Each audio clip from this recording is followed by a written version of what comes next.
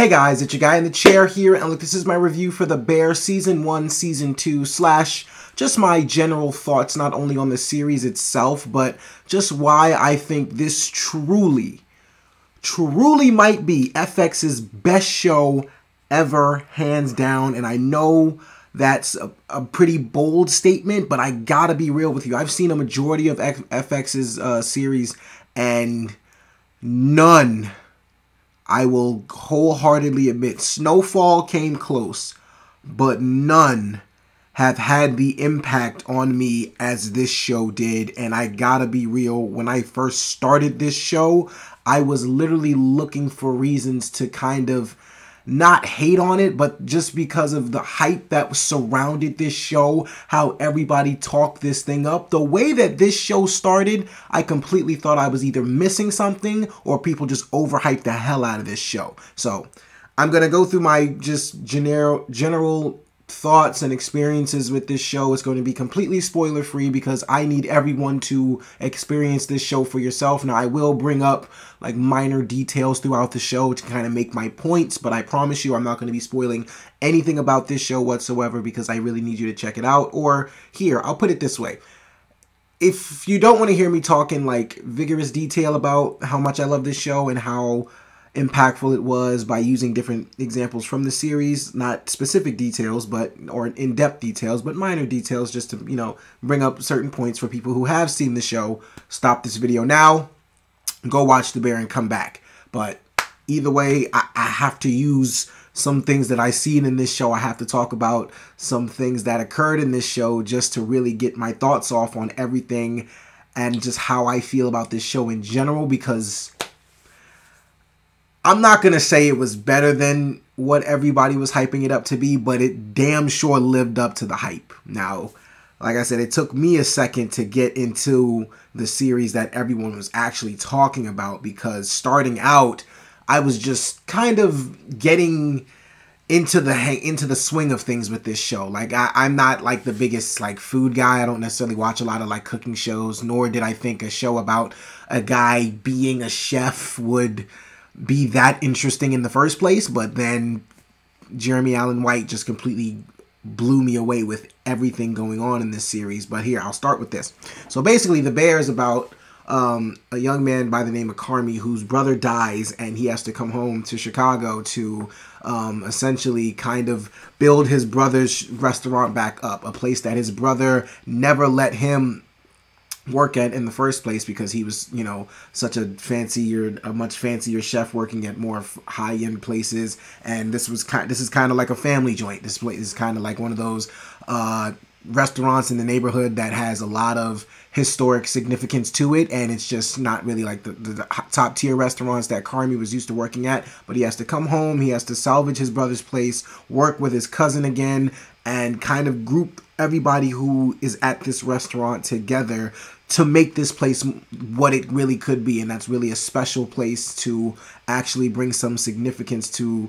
I mean, it already had significance to Chicago, but bring significance to Carmy's purpose, I'll say. And it's really just him finding his way, and all of these characters finding their way throughout this entire series. And that's kind of the plot synopsis, or the best way I can give it. But like I said, starting out with this show, I was really looking and waiting for the moment where I'm like, okay, where is this show that everybody's hyping up? Because I'll be real, I started episode 1, and then I took a break for a while just because it didn't necessarily grab my attention like that, and I was watching other stuff in between, so I went to just go finish other shows, and then finally I started episode 2 again after maybe like a month and a half of seeing episode 1.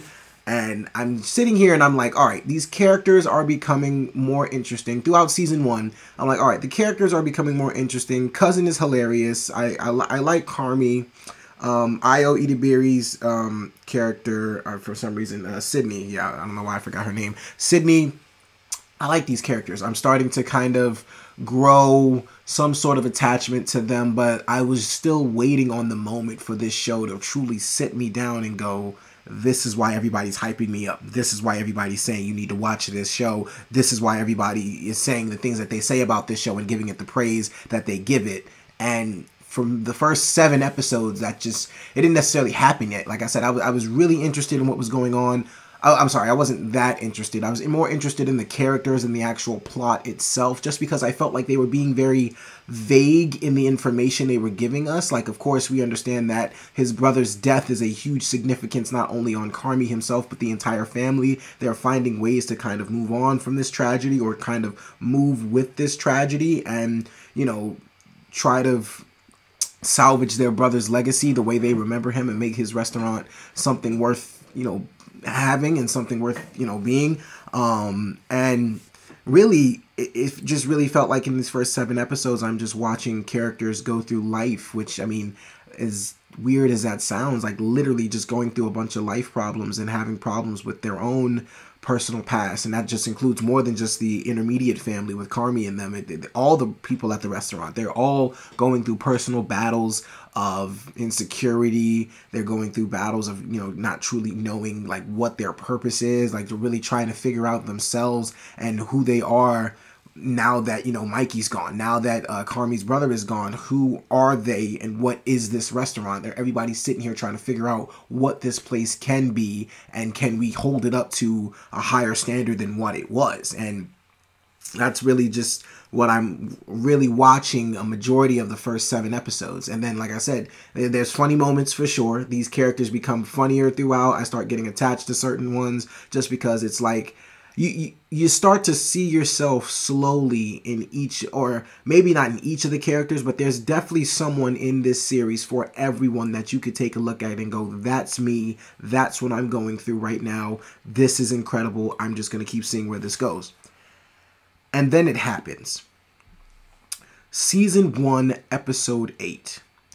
Carmy sits down and does a 7-minute monologue. I think it's about 7 minutes. A 7-minute monologue on how he feels, his actual feelings towards his brother, and truly a breakdown of all his innermost thoughts throughout this first 7 episodes. And that 7-minute monologue was the moment that I truly said to myself, this is why this show gets the hype it does. This is why this show gets the praise it does. This is why Jeremy Allen White is a powerhouse actor. This is the moment. And from then on, yes, it did take me 8 episodes to actually be wrapped up in what's going on. And I'm pretty sure that was the season finale of episode 1. Of season 1 was episode 8. That was the finale.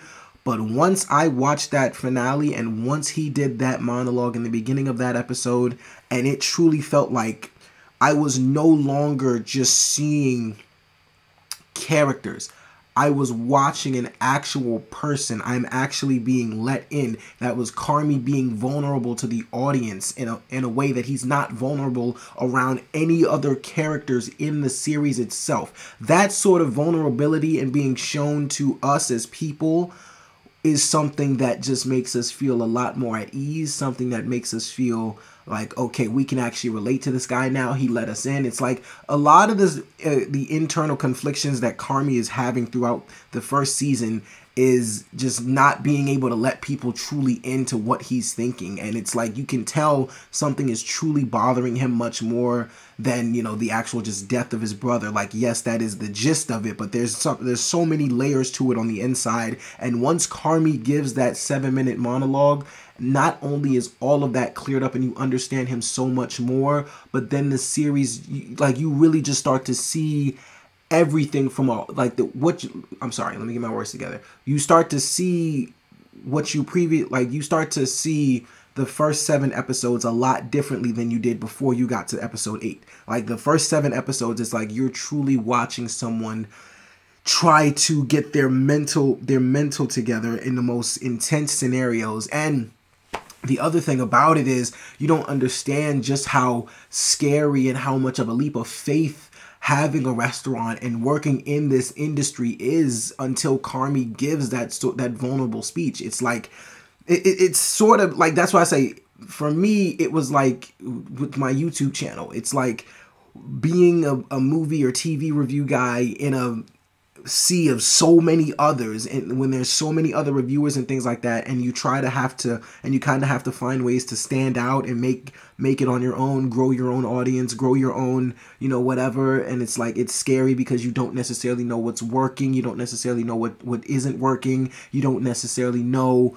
if continuing to post videos is going to get you anywhere, you don't necessarily know if continuing to do these things is going to fulfill you in any sort of way, give you purpose, give you happiness in your life. If you're not having fun with it, are you just posting videos just, to say you're doing it? Are you actually having fun with this process, with this creation, going out and doing this type of craft? It's like Carmy was like, I was able to see my entire life in that 7-minute monologue that Carmy gave, and that's only season 1. And then from then on, I was completely in awe of this entire series itself. Like, that 7-minute monologue is what opened my entire eyes to why The Bear is truly one of the best shows on FX. Not only because of moments like that, but just because they take the time to actually flesh out these characters and give you so many relatable instances.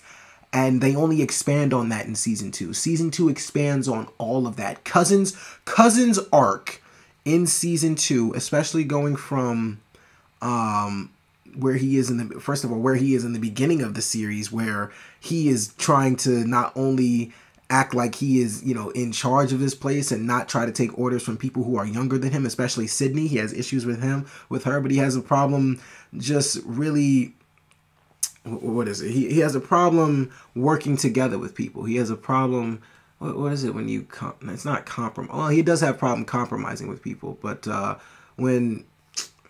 it's when people come together and they collab. That's the word. I don't know why it took me so long. He has a problem with collaborating with people because he really wants things to be done his way. He can only see things done his way. He doesn't really see a point in trying to make change. That's another big theme. That's another big theme of this series, like having to change. And after being stuck in like your ways for so long, trying to do something else with your place of business, your restaurant, something you quote unquote love to do, it's like that's hard for people to adapt to. And Cousin is a prime example of that. And so are some of the other workers too, but Cousin is a definite example of that. And just seeing his growth from season 1 to season 2, especially in the Forks episode, but I'll get to that a little bit later. But just his arc in general was absolutely tremendous. I see myself a lot in Cousin, especially the Swifty especially the Swifty part of Cousin himself. And then on top of that, just these people's struggle with like doubt, self-doubt. Like all of them deal with some sort of self-doubt. They don't know if they can do it. Especially, that's why I love Eddie Beery's character, Sydney, because like all the conversations she has with her dad are about, this is all I know, this is all I want to do, this is all I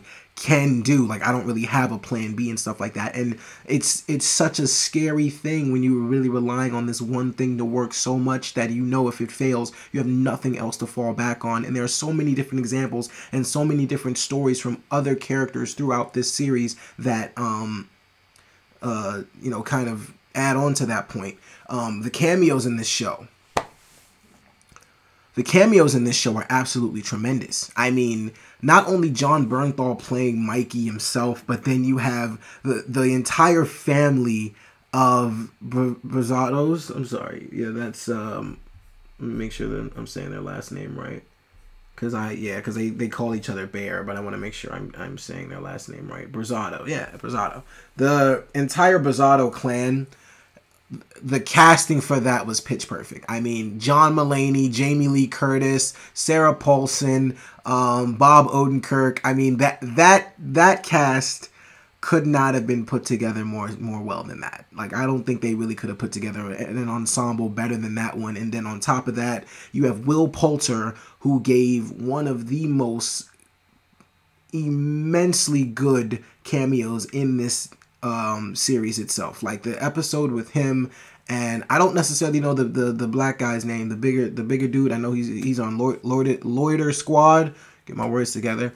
I know he's on Loiter Squad, but I don't remember his character's name. But he was the guy that handled the desserts. Him and Will Poulter's episode was a work of art. And that, honestly, I got to be real with you. That's what a lot of these episodes are. They just become works of art. And what I love most about this show is you will, when you first start it, you're trying to ask yourself, what is so interesting about a show about chefs? But it's like through food, which we all eat, through a very common denominator that all of us can relate to. So if eating, whether we've eaten a certain dish or not, we all can relate to food because we all need it and we all love it in many different ways. Through one theme, they find a way to interwoven just so many different relationships and so many different themes and life lessons and morals and values just through food itself. And we can start to see just how food, like this show is so much bigger than just food itself. That like food is really the common denominator of how they get us all to slowly start getting interested in everything. They use very interesting characters, but then once you really start to peel back the layers behind who these people are beyond the actual chef work themselves, like you actually understand their motivations, understand their inspirations, this show just becomes better and better and better and better. And like I said, Will Poulter and the bakery, I'm going to call him the bakery guy, their episode was absolutely tremendous. I love Will Poulter's quote on how he had to fail so many times. And honestly, he wanted to, at one point, he did want to be the best, but realized he wasn't going to be better than this guy. But he tried to keep up with him as much as possible and ended up finding improvement in himself. Like that's just tremendous. There are so many life lessons and takeaways that this show presents to you in ways that truly will resonate with you long after the show is done or long after you finish whatever episode you're on. That's what a lot of shows kind of miss. Like a lot of shows, they have very strong points, very strong themes, very strong life lessons they want to present to you, but they kind of do it in a way where it's not going to resonate and sit with you. The Bear does it in a way where it will not leave you. It's truly remarkable what happens in this series. And beyond the amazing cameos, also Olivia Colman's cameo in the Forks episode, which was not very long, but was impactful as hell. That's the other thing. The cameos in this show are impactful as hell. These characters show up for a purpose, and their purpose is served to a T. To damn near perfection. I mean, it is tremendously ridiculous how amazing they just put everything together, how well written this series is, how well drawn out these characters are, how well fleshed out these characters are. It's truly ridiculous. And then on to, of course, one of the two most talked about episodes in this entire series itself, the Seven Fishes episode and then Forks. Seven Fishes episode is, I mean, everybody should be able to relate to something. Like, if you don't all come from a dysfunctional family household, there's at least some days where there's just family chaos going on, and there is something in this episode for everybody. And if not, then at least you can be damn sure entertained by all of these cameos and all of this family dynamic going on in the Seven Fishes episode, because it's pure genius. And the moments of tension in this show, the moments of pain, Jamie Lee Curtis as the mother in this show, first of all, her line where she says, "I make everything beautiful for them, but no one makes anything beautiful for me." The sacrifices these characters make for each other, don't even realize it. And it's like we also get so caught up in our own personal worlds, we don't really try to understand what's going on in everybody else's shoes. This show paints all of that out perfectly. I mean, the Seven Fishes episode was absolutely tremendous. And there's just not enough I can say about that episode. Like, there's just, words cannot truly express just how magnificent that episode of television was. Like, it's not only fun to see all these cameos coming together to play one big dysfunctional family, but then you actually have, like I said, the moments of tension, the moments of just beef towards certain family members, like Bob Odenkirk and John Bernthal. That entire scene was genius. Just the fact that I believe the actress's name is Abby Elliott. She plays Carmi's sister. Just every time she asks her mom, is she okay? And they're like, yo, please stop asking her that. Please don't ask her that. And she just completely goes off. I mean, there's so many different moments of genius in that show. But then the transition between going from Seven Fishes to Forks, having those episodes back to back, should go in like the television hall of fame, because those 2 episodes are not only some of the most impactful in the series itself, but it's just some of the most beautiful storytelling and the most beautiful character development you will see in a TV series itself. I mean, the Forks episode, like I said, it gives Cousin some of the, like, one of the craziest arcs in the series itself. Watching this dude go to basic training just to clean some forks in a high-end restaurant to becoming the beast that he becomes in the end of this episode is tremendous. I mean, I am truly in awe of everything this show had to present. And Season 2, once again, had a tremendous monologue from Jeremy Allen White. I can't praise the performances in this series enough. Jeremy Allen White is an absolute, like I said, powerhouse actor. The monologue that he gets in Season 2 that has to deal with the, like, fun, him asking himself, you know, I looked up the definition of fun. I don't necessarily know what that means. There is not... For me, there's just not a more relatable character in this series than Jeremy Allen White, because he's somebody who has been a part of something that he truly loves, and it's just over time become something that has truly taken away his sense of enjoyment in life itself. Like, he can't enjoy life anymore because he is so hell-bent and driven at being just one of the best chefs. And it's not even honestly about, like, he's already just one of the best chefs, but he's just trying to do all of this on his own. He's trying to fulfill his brother's legacy. He's trying to let it rip, as his brother would say. He's trying to keep that family name up. He's trying to just do so much to his brother's restaurant. So, I mean, there's just so much pressure this guy puts on himself, and it's a reflection of the pressure we put on ourselves to be great in the things that we want to do and the things that we love. And he's just so hell-bent on becoming so great, or so just, you know, caught up in reviving his brother's, you know, legacy and things like that. He's just so caught up in that narrative, he doesn't know how to enjoy life. He doesn't know how to appreciate the good things that come along, which is a credit to Molly Gordon's character, Claire. I loved their relationship throughout the series, and I honestly loved where it ended up, because it just points out that, you know, they're very consistent in the character that they made Carmy into. Someone who truly does not believe he deserves the good things in this world, because he just doesn't believe that he deserves any good things. It's ridiculous. Like, where him and Claire end up in the series is truly heartbreaking, and it hurts to see. But I love that they did it, because it stuck with the consistency that they were showing us about Carmy throughout the entire series itself, is that he is dedicated to this craft so much that he truly does not think anything else in life is worth enjoying or worth actually appreciating to him. He doesn't believe any of that is truly worth it, because he doesn't think that he's worthy of love. And that's how we get him most of the time. We get so caught up in life, we get so caught up in crafts and caught up in things where we're not even having fun anymore, but it's all we truly know. And when something else comes along, when something good comes along, we don't even know how to treat it. We don't know how to appreciate it. I mean, what more can I say, man? And never in my life have I been so hyped to see a restaurant open like this. Like, Season 1 and Season 2 of The Bear have been some of the most brilliantly written television I've ever witnessed. It's some of the most intense scenarios as far as, like, the kitchen sequences themselves. Some of them will literally have you just having chills and your spine tingling and things like that, because it's just so much of an intense environment. You're just sitting there being so anxious, being on the edge of your seat. I mean, The Bear does it to a perfection. The Bear does everything right. This is some of the best TV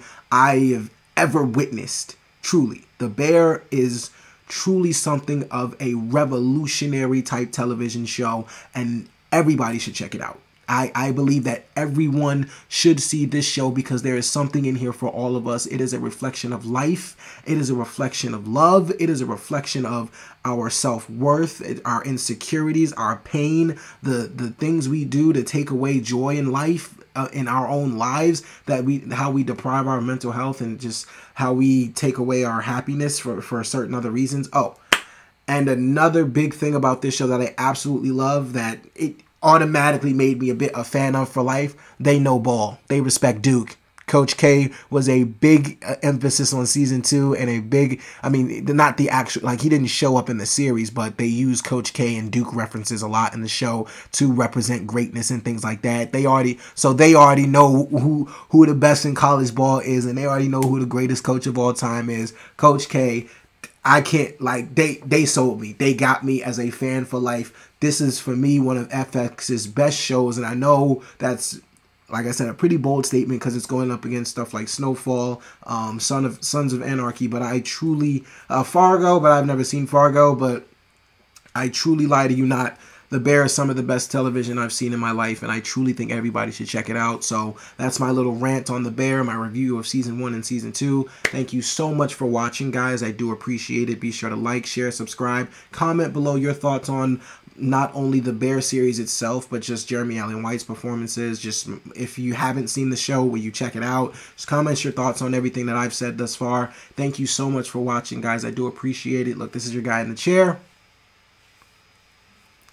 More content coming to you soon.